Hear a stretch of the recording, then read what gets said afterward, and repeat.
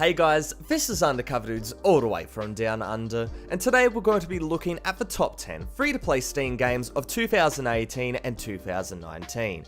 This list will focus on games that are not very well known, and hence the following games will not be included: Warframe, Path of Exile, Dota 2, Team Fortress 2, Paladins, Shadowverse, VR Chat, and War Thunder.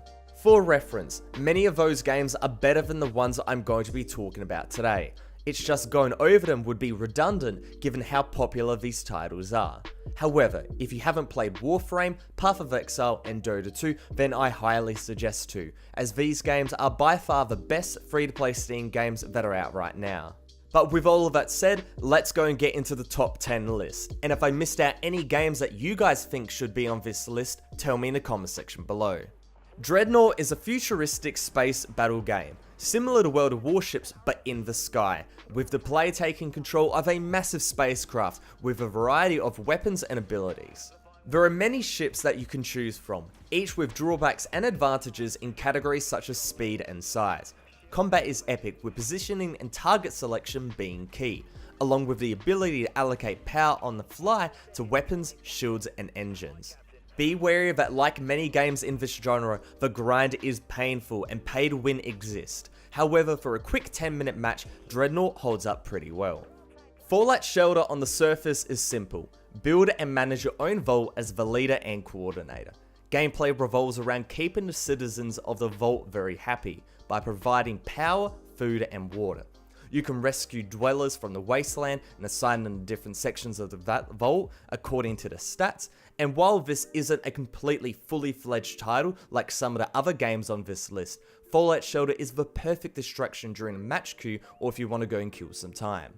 Battle Royale is the theme for 2018, and Cuisine Royale is the first of two Battle Royale games that makes this top 10 list. However, don't be confused because this isn't your typical BR game.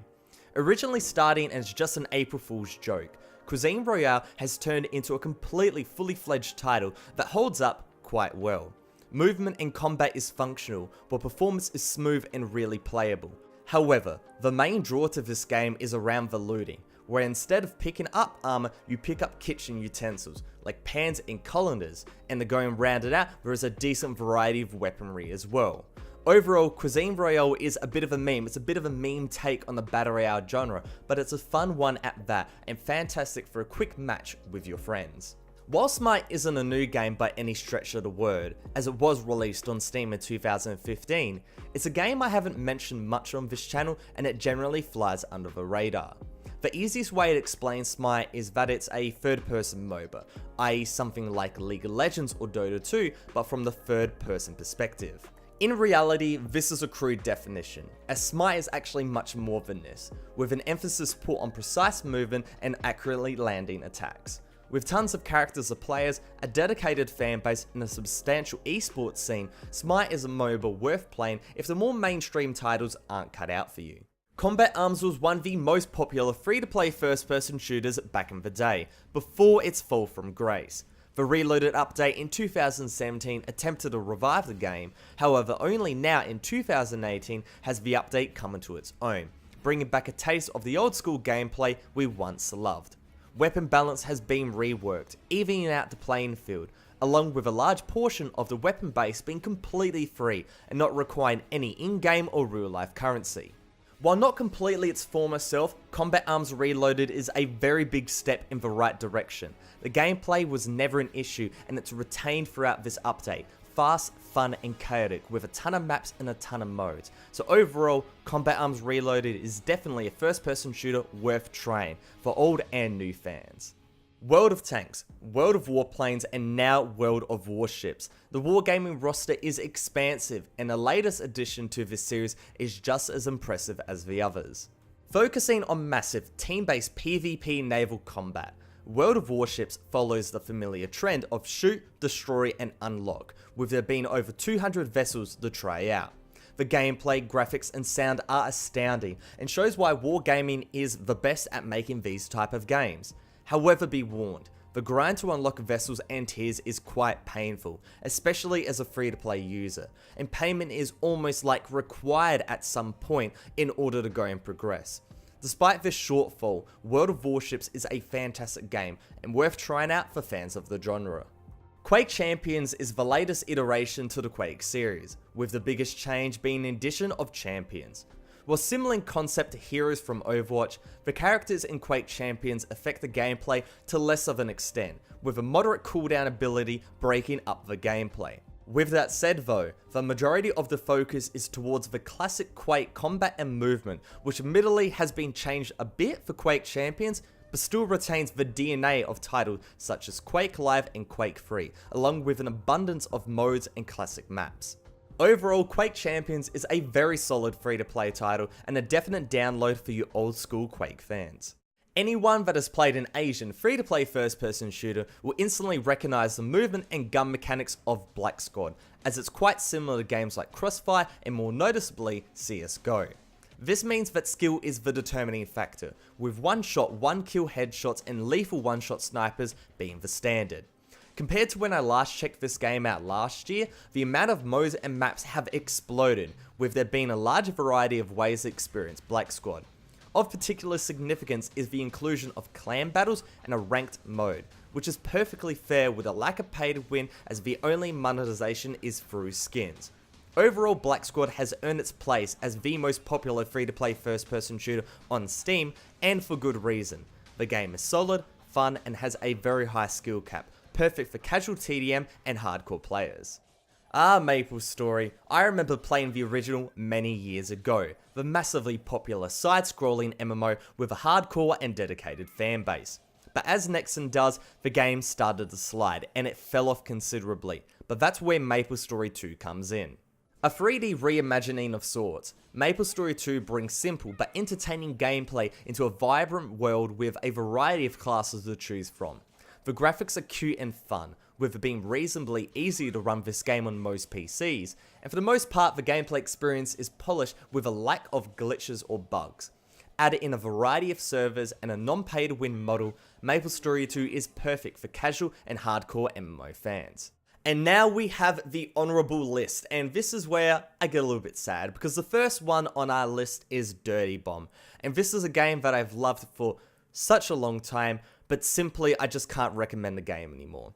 Why, you may say? Well, the developers Splash Damage have officially stopped development, and thus no more updates will be released.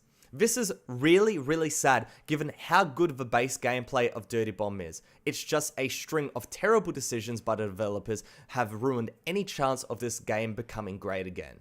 It's by no means a bad game though, the parkour movement insane, the amount of characters available insane as well, the map's fantastic, the mode's fantastic as well. The game is still very much playable and there is still a very core player base at its heart, but it's difficult to recommend this game for a person that hasn't played it before simply because there's not going to be any more support from the developers. But with that said, it is still a fantastic free-to-play first-person shooter and definitely like in my top 5, not for games I'd recommend, but for games that I really do cherish and love. The second game I'm going to be talking about is Creative Destruction, and it's basically Fortnite, but like worse and better in some aspects, and that's like pretty much it. Originally a mobile game, but now ported to the PC, Creative Destruction provides a similar but like diluted experience to Fortnite. The main draw for this game is that a lot of players can't go and meet the Fortnite minimum specifications because the computers are toasters. With Creative Destruction, the graphics are considerably worse, and that makes it quite easy to go and play this game on computers that can't go and run Fortnite. Despite this, the gameplay itself actually holds up quite well. It's actually kind of enjoyable, and it's very much like copycatting what Fortnite has gone and done, so it's not bringing, any ounce of creativity or anything like that, despite the name, ironically. But, it holds up sufficiently well as a battle royale game, and if you have younger kids that you don't have a console, your computer can't go and run it, put them on this game, and they'll get their Fortnite fix one way or another. Coming in at the number 1 spot, we have got Ring of Elysium. Do you want PUBG, but more optimized and free to play? Well, Ring of Elysium is for you. This game very much feels like a slightly faster paced version of PUBG, as the movement is realistic but the pace has been increased, it's not just as sluggy as PUBG, where combat is snappy and the time to kill is fast. The best way to sum up the gameplay is that it's a slightly more arcadey version of PUBG, straying more into the fun territory than the realistic, but it doesn't go anywhere near the arcadiness of Call of Duty Blackout. Furthermore, the inventory system is on point, with the looting system working quite well, and on top of that, the map is expansive and detailed, with a circle not coming in as a circle, but more in a jagged area type, so it's actually quite unpredictable and you have to be on your toes. For these aspects, it takes what PUBG has, puts a slight twist on it, and arguably comes out the winner. Quickly talking about the technical side of things, this game runs really nice for me on low. My FPS drops heavily in big towns, and people have been complaining about that as well, but it definitely runs better than PUBG, so that's a tick in my book. I honestly don't care much about graphics, but the game looks really nice to me, with a snowy playing field looking absolutely beautiful even on low settings. Overall, this is a fantastic battle royale game that is definitely worth a download even if you don't have any change to spare. And that's it, boys, the top 10 free-to-play Steam games for 2018 and 2019. If you enjoyed, make sure to go and hit like and subscribe for more top 10s. But other than that, it's Undercover Dudes all the way from down under.